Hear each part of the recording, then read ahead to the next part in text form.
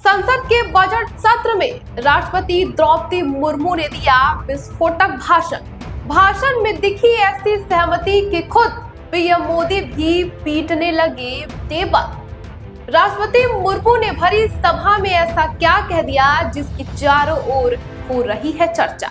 माननीय सदस्यगण, दशकों से लंबित परियोजनाओं को गति देने के लिए योजनाओं के लाभ को हर लाभार्थी तक पहुंचाने के लिए मेरी सरकार ने प्रगति नाम से एक नई व्यवस्था आरंभ की है। दिसंबर 2025 में प्रगति के 50वें बैठक का ऐतिहासिक पड़ाव भी आया।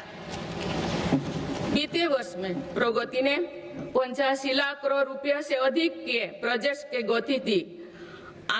लाखों करोड़ रुपया की कल्याणकारी योजनाओं को धरातल पर उतारने में मदद की।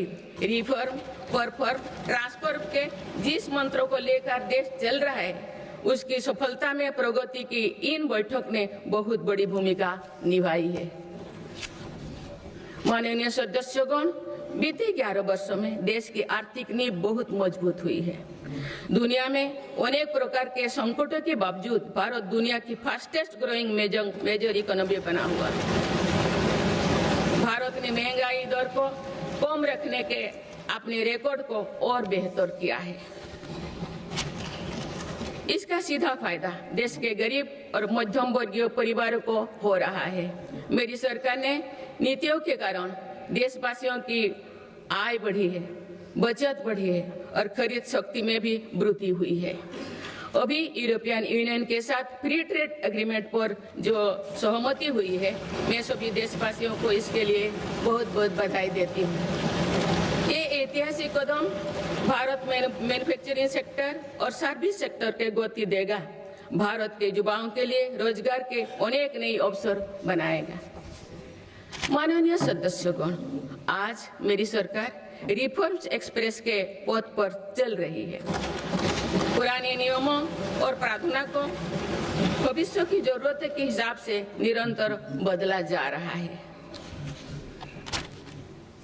सभी ने देखा है कि कैसे जीएसटी में ऐतिहासिक नेक्स्ट जनरेशन रिफॉर्म ने देशवासियों का उत्साह से भर दिया।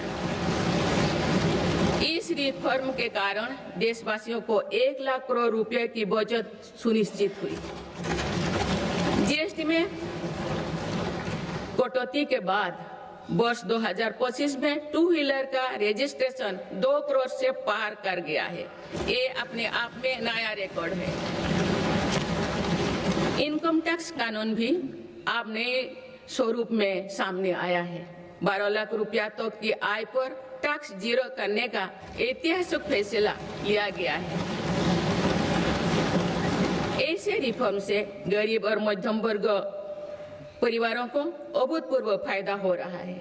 इससे देश की अर्थव्यवस्था को भी नई गति मिली है।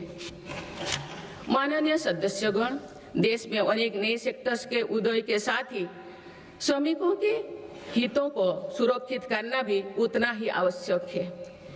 नई श्रमिक कानून लागू करने के पीछे भी ये उद्देश्य है। लंबे समय से देश के श्रम शक्ति दर्जनों कानूनों में उलझे हुए थे। इसको अब सिर्फ 4 कोड में सीमित किया गया है। इससे श्रमिकों के उचित वेतन, भत्ते और अन्य कल्याणकारी लाभ मिलने आसान हुई है। देश के युवाओं और महिलाओं को इसका खास तौर से फायदा होगा। माननीय सदस्यगण, मेरी सरकार भारत को ग्रीन ग्रोथ और आधुनिक टेक्नोलॉजी का पावर हाउस बनाने में जुटे हैं। तेजी से बढ़ती डिजिटल अर्थव्यवस्था, एआई और डेटा सेंटर्स निवेश बढ़ रहा है। इकोनॉमी के इस नए स्वरूप के लिए अधिक ऊर्जा की भी जरूरत है। इस दिशा में परमाणु ऊर्जा की बड़ी भूमिका है। हाल ही में पारित शांति अधिनियम से 2047 तक 100 गीगावाट परमाणु ऊर्जा का लक्ष्य पाने में मदद मिलेगी। इस ऐतिहासिक रिफॉर्म के लिए मैं आप सभी का बहुत बहुत अभिनंदन करती हूँ। न्यूक्लियर के अलावा भारत सोलर पावर सेक्टर में तेजी से आगे बढ़ रहा है।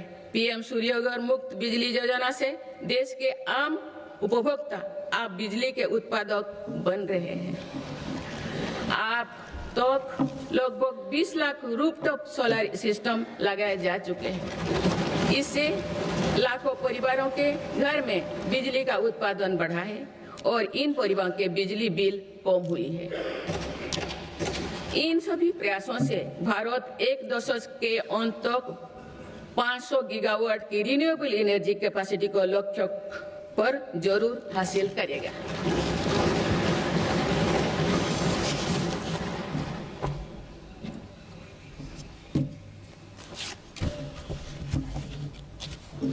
माननीय सदस्यगण, किसी भी न्याय व्यवस्था की वास्तविक सफलता इस बात से तय होती है कि उसके कानून नागरिकों से भय का नहीं बल्कि सुरक्षा, सुविधा एवं सशक्तिकरण का भाव पैदा करे।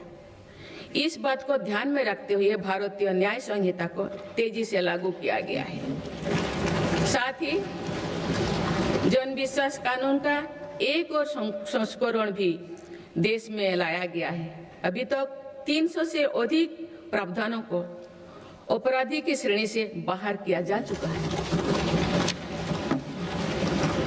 विकसित भारत के संकल्प की सिद्धि के लिए मेरी सरकार इस रिफॉर्म एक्सप्रेस की गति को निरंतर तेज करती है।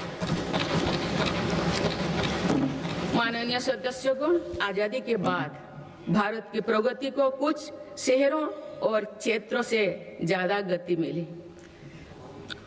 भारत का एक बहुत बड़ा क्षेत्र और बहुत बड़ी आबादी ऐसे रही जिसे उचित अवसर नहीं मिल पाया। अब मेरी सरकार पिछले क्षेत्र और वंचित आबादी के सामर्थ्यों को विकसित भारत की ऊर्जा बना रहे हैं। आज पूर्वोदय यानी पूर्व भारत के तेज विकास पर विशेष बल दिया जा रहा है। आज पश्चिम बंगाल और ओडिशा के समुद्री क्षेत्र में प्रगति की नई संभावनाएं बन रही है। पूर्वोत्तर का क्षेत्र भी आज विकास की मुख्य धारा से जुड़ रहा है। पूर्वोत्तर में असम श्रीमद शंकर देव जी की जैसे महान विभूतियों की भूमि है। अब वो दिन भी दूर नहीं है, असम में बनी सेमीकंडक्टर चिप दुनिया भर के इलेक्ट्रिक उत्पादों की लाइफलाइन बनेगी। इस क्षेत्र में कनेक्टिविटी पर भी अभूतपूर्व बल दिया जा रहा है। माननीय सदस्यगण, बीते 11 वर्षों में पूर्वोत्तर में 7,200 किलोमीटर से ज्यादा राष्ट्रीय राजमार्ग बनाए गए हैं। इससे दूर दराज, पहाड़ी, जनजातीय और सीमावर्ती इलाकों तक पहुंचना आसान हुआ है। साथ ही प्रधानमंत्री ग्राम सड़क योजना के तहत लगभग 50,000 किलोमीटर ग्रामीण सड़कें बनी हैं। इससे बाजार, अस्पताल और स्कूल तक पहुंचना सरल हुआ है। 11 वर्षों में पूर्वोत्तर में रेलवे के विकास पर 80,000 करोड़ रुपया से अधिक का निवेश किया गया है। अरुणाचल प्रदेश, त्रिपुरा और मिजोरम, इन तीनों राज्यों की राजधानियों अब ब्रॉडगेज रेल लाइन से जुड़ चुकी है। इससे इन इलाकों में आर्थिक प्रगति, रोजगार और पर्यटन उद्योग के लिए नई द्वार खुले हैं।